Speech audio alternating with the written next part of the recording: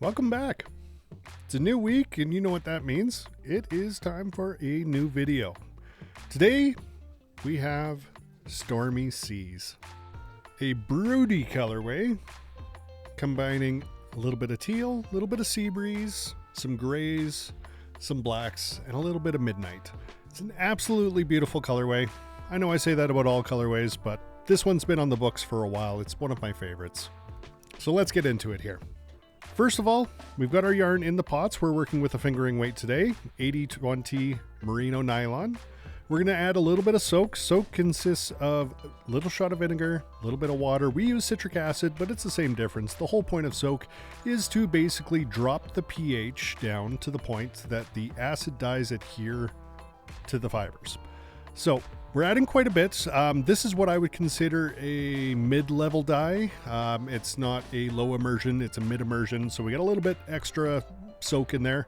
What that allows us to do is get this dye to go a little bit further. So you can already see as we're putting it into the one pot here, you can see that dye is moving a little bit further across the skeins.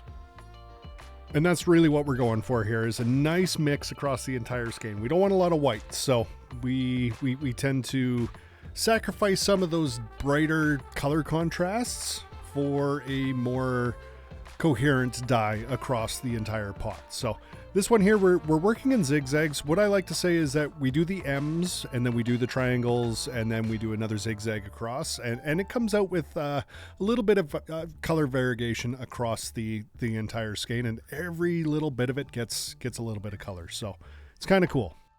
Now that we're done with that blue, we're going to move into a darker blue. This is more of the midnight side of things. So basically it's the same blue, but we've added a little bit of charcoal to it to really darken it up. You're getting the same kind of hues, but just a darker shade. And as you can see, we're kind of throwing them into the triangle of the first zigzag. And even now, we're only our second cup of dye into this colorway, and you can already see there's not a lot of white left over on this one. So we've still got one more to go. And one thing I like to do with that last cup of dye is I like to go with something really, really dark or really, really light, depending on what we're going for.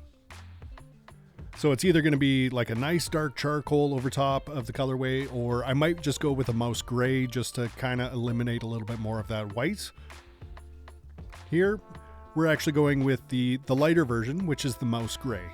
On the back side, we'll do something a little bit darker, but on the front side, we just want to get away from some of that white, and really gray is the best way to do that. So we get to put a little bit extra color in the pot without really taking away from the color that's already in there.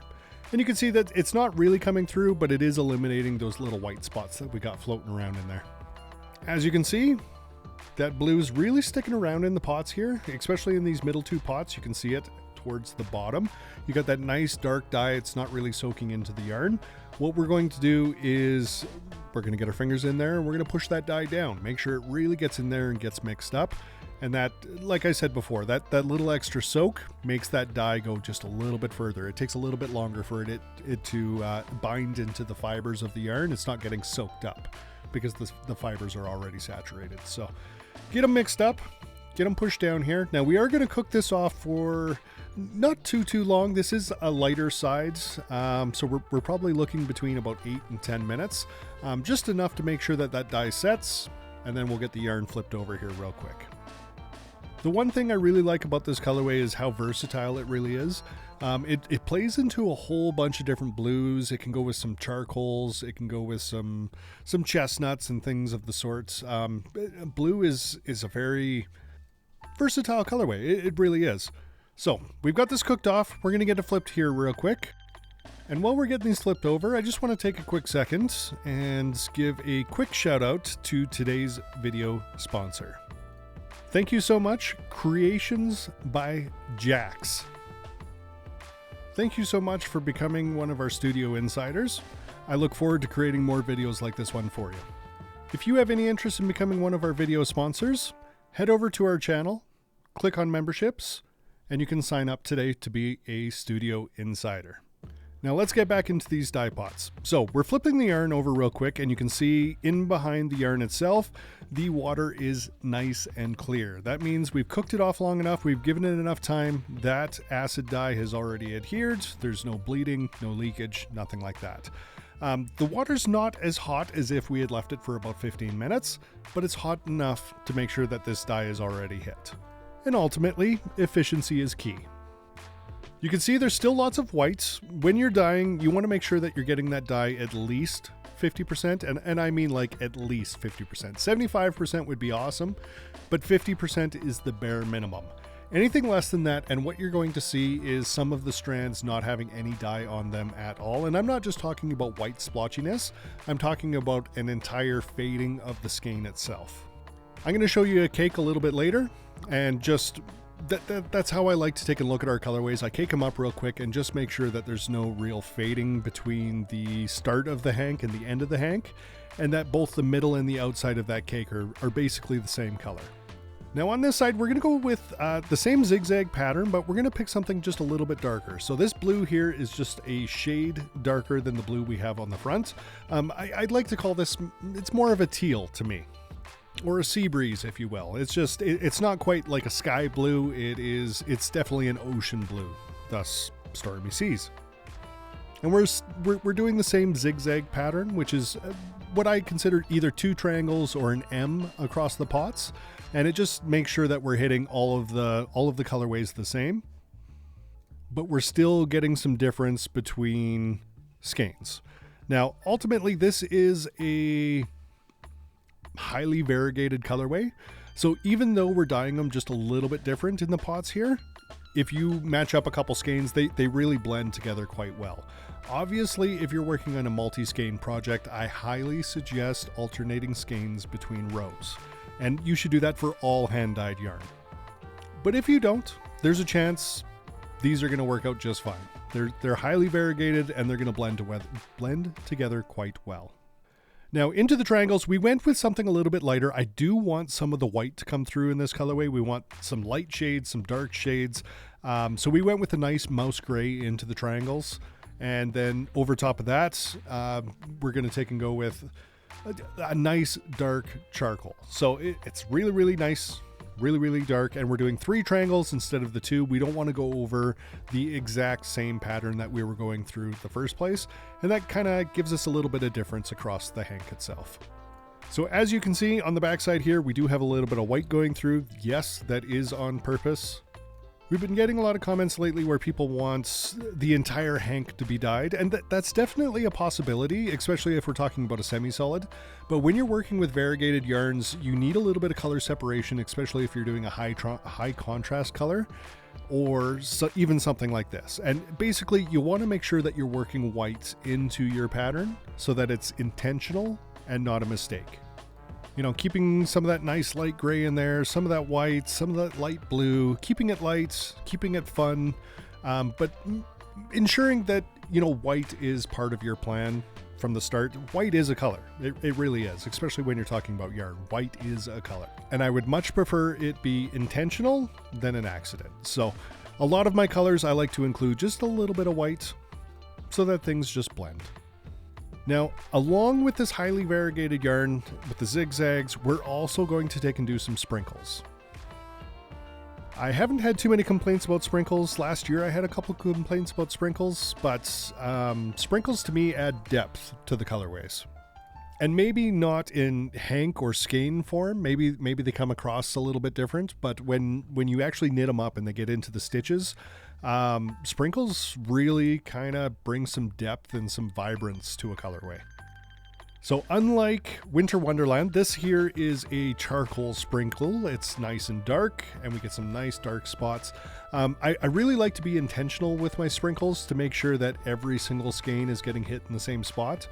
I could and used to just sprinkle across the entire pot, but I found that the sprinkles would kind of show themselves in certain skeins more than other skeins, right? And the whole point of this is to try and keep consistency across all of the batches. So being a little bit more intentional with the sprinkles, making sure that we're hitting every single skein in approximately the same spot, it's going to give us a nice pattern when this colorway is actually worked up. And I know it's not as pretty in the pots, but the end result is what we're going for here. Now with the sprinkle, we're going to give it a little bit of extra time. We're going to make sure that these cook off for a good long while. Mostly because in those certain spots, we've got a lot of saturation going on. So we're going to give them at least a good 15 minutes to make sure that those sprinkles set correctly. Now that we got them out of the pots into the light box here, we can really see those sprinkles starting to come through. We can see how that white really played into this colorway and how those blues are kind of coming through as well. So it's a stunning colorway, and it really knits up really, really well. It's kind of a darker, a moodier colorway with still being nice and light. This here is our fingering weight. Beside that, we have our DK weight. The DK weight does tend to pull the white just a little bit further. It's almost like the dye gets soaked up a little bit faster than the other bases. So the colors tend to just show just the tiniest little bit more whites than the fingering or the worsted weight. And you can see that here. It's a little bit lighter. Over into the worsted weight, my personal favorite. It is a 100% merino. Absolutely beautiful base to work with.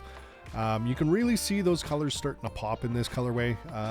Those sprinkles really pull it together. I think they do. Like, sprinkles are amazing. And I really feel like it does pull a little extra depth into a colorway. Over into the caker, like I was talking before, I like to cake up all of our new colorways just to see how the saturation plays before I consider a recipe done. Now, one thing I want to mention is your Swift should not be too tight. It shouldn't have a whole lot of resistance, especially when we're doing cakes. So make sure you loosen it off a little bit. It should just be tight enough to hold the hank, not so tight as to cause some resistance. You want that cake to be nice and fluffy and light. Just like a baking cake, right? Not too dense. Now, basically what we're looking for here is saturation across the entire cake, because the cake is going to start with one end of the hank and end with the other end of the hank. So we can really see the saturation across the entire colorway, across the entire hank when you're looking at the end of a cake. And of course, you also get to see how all of the colors are really playing without having to knit it up. You can kind of get an idea of what's going on here. So looking at that, looking at the outside, the inside, I'm not seeing a huge color difference between the two. The color saturation across the entire cake is beautiful. It's exactly what we're looking for. And that's what we look for in a colorway. If that's not what happens, it's either time to retire a colorway if it starts showing up in something that's already done, or it's time to revisit that recipe and maybe change the process up a little bit. Maybe you should be adding colors in different locations or in different saturations or something along that line. Now let's get right into these color pairings. So we're going to start with Stormy Seas with its nice broody blues. Got some dark moody blues, we got some grays, we got some dark speckles, really pulling it together here. And keeping with the ocean theme, we're going to go with Into the Deep. We got those same nice dark blues in there. We've got some of those lighter teals, some of the white, but we're moving into more of the browns and chestnuts. I really do feel like this is a colorway that pairs up with Into the Deep, or sorry, not Into the Deep. It pairs up with Stormy Seas really, really nice. If we were going to the blue side of things, that would be my top pick right there. Into the Deep is definitely a good pairing. Up beside that, we have From the Heavens. Now we're moving away from those dark broody blues into more of a dark navy blue. And then we're pairing it up with some grays and moving into almost a light charcoal with a little bit of white in there.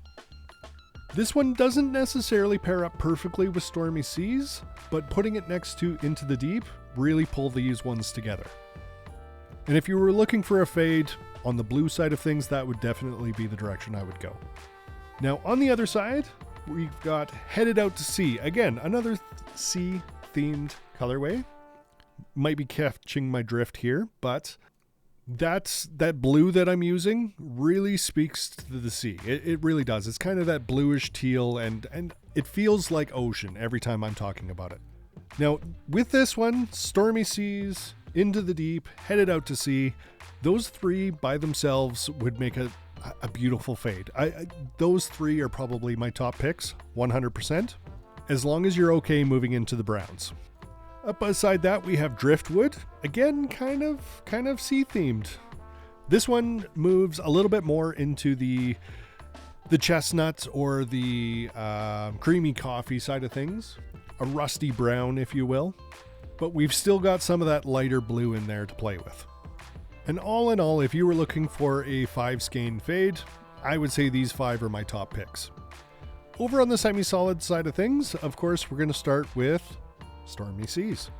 I actually struggled picking out these 4. There were 5 or 6 colorways that we have in our semi-solids that really spoke to me on this one, so narrowing it down to only 4 was kind of tough. But without a doubt, teal, top pick, for sure. This matches up with those blues really, really well. I would say if you're only looking for a contrasting color, maybe not even a contrast. If you're looking for a solid that really pairs well with this one, I would go with the teal. Now up beside that, we have Neptune's Wake. Again, kind of the same idea here. We're running into a little bit of the darker blues on that side of things. But these two pair up so nicely with this colorway that I had to include both, without a question. Now, on the other side of things, you could go with a dark gray, and dark gray goes with pretty much anything on the shelf. So that is a very safe bet to go with. It really matches up with the grays inside Stormy Seas, but pairs up with the other colors really, really well as well.